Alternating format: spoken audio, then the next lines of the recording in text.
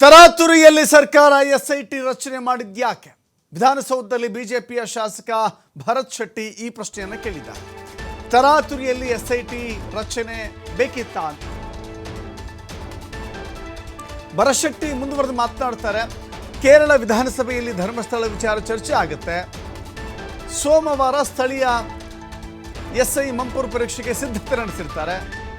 ಭಾನುವಾರ ಎಸ್ಐಟಿ ರಚನೆ ಆಗುತ್ತೆ. ನಿನ್ನೆ ಗೃಹ ಸಚಿವರು ಸದನದಲ್ಲಿ ಸಮರ್ಪಕ ಉತ್ತರ ಕೊಟ್ಟಿಲ್ಲ. ಷಡ್ಯಂತ್ರ ಯಾರು ಮಾಡಿದ್ದು ಎನ್ನುವ ಬಗ್ಗೆ ಉತ್ತರ ಕೊಡಬೇಕು ಸರ್ಕಾರ. ಎಡಪಂಥೀಯ ಕೈವಾಡ ಇದ್ರೆ ಅದರ ಬಗ್ಗೆ ಸರ್ಕಾರ ಉತ್ತರ ಕೊಡಬೇಕು.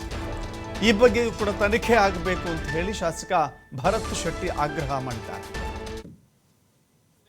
ಅದು ಇನ್ವೆಸ್ಟಿಗೇಷನ್ ಮಾಡುವ ಯಾವುದೇ ಏಜೆನ್ಸಿ ಬಗ್ಗೆ ನಮ್ಗೆ ಸಮಸ್ಯೆ ಇಲ್ಲ. ನಮ್ಮ ಮನಸ್ಸಿನಲ್ಲಿರುವಂಥ ಕೆಲವು ಡೌಟ್ಸ್ಗಳಿಗೆ ಯಾವುದೇ ರೀತಿಯ ಉತ್ತರವನ್ನು ಕೊಡುವಂಥ ಪ್ರಯತ್ನವನ್ನು ಹೋಮ್ ಮಿನಿಸ್ಟ್ರು ಮಾಡಲಿಲ್ಲ. ಸುತ್ತು ಬಳಸಿ ಬೇರೆ ವಿಷಯಗಳನ್ನೇ ಮಾತಾಡಿದ್ದಾರೆ. ಒಂದು SIT ಏನು ರಚನೆ ಆಗಿದೆ, ಅದು ಇನ್ವೆಸ್ಟಿಗೇಷನ್ ಮಾಡುವ ಯಾವುದೇ ಏಜೆನ್ಸಿ ಬಗ್ಗೆ ನಮ್ಗೆ ಸಮಸ್ಯೆ ಇಲ್ಲ. ಆದರೆ SIT ತನಿಖೆ ಆದ ಬಗೆ, ಅದ್ರ ಹಿಂದೆ ತರಾತುರಿಯಲ್ಲಿ ಯಾಕೆ ಮಾಡಿದರು, ಅದ್ರ ಹಿಂದೆ ಕಾಂಗ್ರೆಸ್ ಹೈಕಮಾಂಡ್ನ ಕೈವಾಡ ಏನಿದೆ, ಇವರ ಇಲ್ಲಿ ಕರ್ನಾಟಕದ ಇನ್ಚಾರ್ಜ್ ಯಾರಿದ್ರು ವೇಣುಗೋಪಾಲ್ ಅವರ ಏನು ಹ್ಯಾಂಡ್ ಇದೆ, ಇದರಲ್ಲಿ ಕೈವಾಡ ಏನಿದೆ, ಕೇರಳದ ಒಬ್ಬರು MP ಅವರು ನಾವು ಇದನ್ನು ತನಿಖೆಯನ್ನು ನಾವು ಕೈ ತೆಗೆದುಕೊಳ್ತೇವೆ ಅನ್ನುವ ಮಾತನ್ನು ಹೇಳ್ತಾರೆ.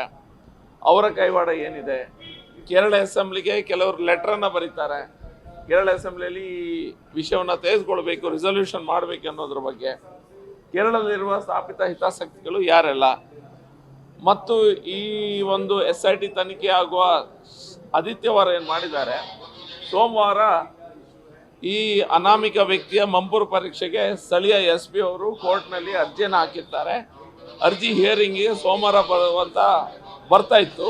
ಆದರೆ ಆದಿತ್ಯವಾರನೇ ಇವರು SITಯನ್ನು ಅನೌನ್ಸ್ ಮಾಡಿದ್ದಾರೆ.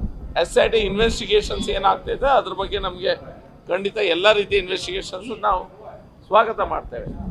ಅದಾದ ನಂತರ ಏನೆಲ್ಲ ಈ ಸೋಷಿಯಲ್ ಮೀಡಿಯಾ ಹ್ಯಾಂಡಲ್ಗಳಲ್ಲಿ ದಿನನಿತ್ಯ ಯಾವುದೇ ರೀತಿಯ ಪ್ರೂಫ್ಗಳಿಲ್ಲದೆ, ಯಾವುದೇ ರೀತಿಯ ಸಾಕ್ಷಿಗಳಿಲ್ಲದೆ ಬಾಯಿಗೆ ಬಂದಂಥ ರೀತಿಯಲ್ಲಿ ಈ ಧಾರ್ಮಿಕ ಕ್ಷೇತ್ರವನ್ನು ಹೀಯಾಳಿಸುವಂಥ ಕೆಲಸ ಏನು ಬೇರೆ ಬೇರೆ ಯೂಟ್ಯೂಬ್ ಚಾನೆಲ್ಸು ಮತ್ತು ಸೋಷಿಯಲ್ ಮೀಡಿಯಾ ಹ್ಯಾಂಡಲ್ಸ್ಗಳಾಗಿದೆ, ಅವರ ಮೇಲೆ ಸುಮೋಟೋ ಆ್ಯಕ್ಷನನ್ನು ಸರ್ಕಾರ ಯಾಕೆ ತೆಗೆದುಕೊಳ್ತಾ ಇಲ್ಲ?